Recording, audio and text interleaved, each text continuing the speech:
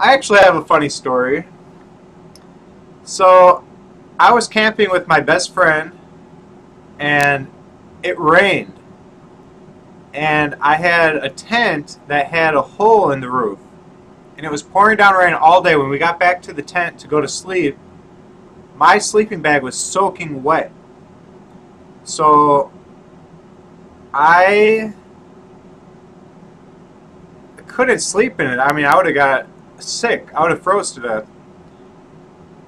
And as I got up complaining about how wet my sleeping bag was, I looked over to my friend, and he had his sleeping bag open, inviting me to join him with a huge smile on his face. And we both started cracking up, and then I crawled into his sleeping bag with him. That was about the gayest moment I've ever had. We didn't spoon, though.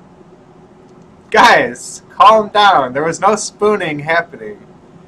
We just slept like this, facing up toward the ceiling, you know, not like touching too much. Maybe our arms touched. That was a pretty traumatic day for me. I never, ever would have thought when we left for that camping trip that I was going to have to share a sleeping bag with him. But it was like 1 in the morning. We're in the middle of nowhere. I literally had to do it.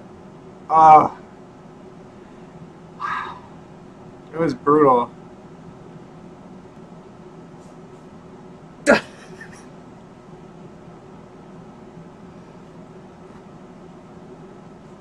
I made sure that I didn't fall into too deep of a sleep that night.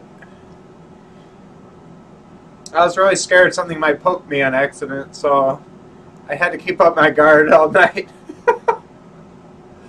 I didn't know if my friend could be trusted.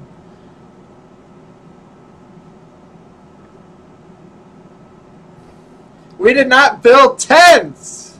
There were no tents. The sleeping bag remained very flat. No tents happened.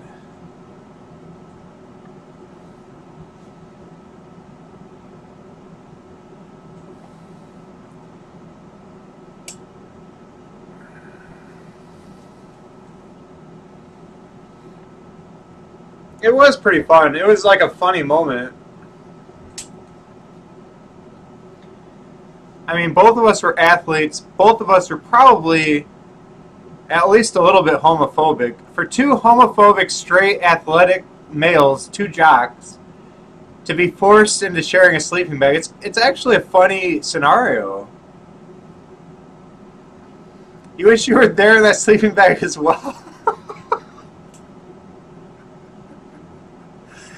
It was enough of a sword fight without you in there, Suki.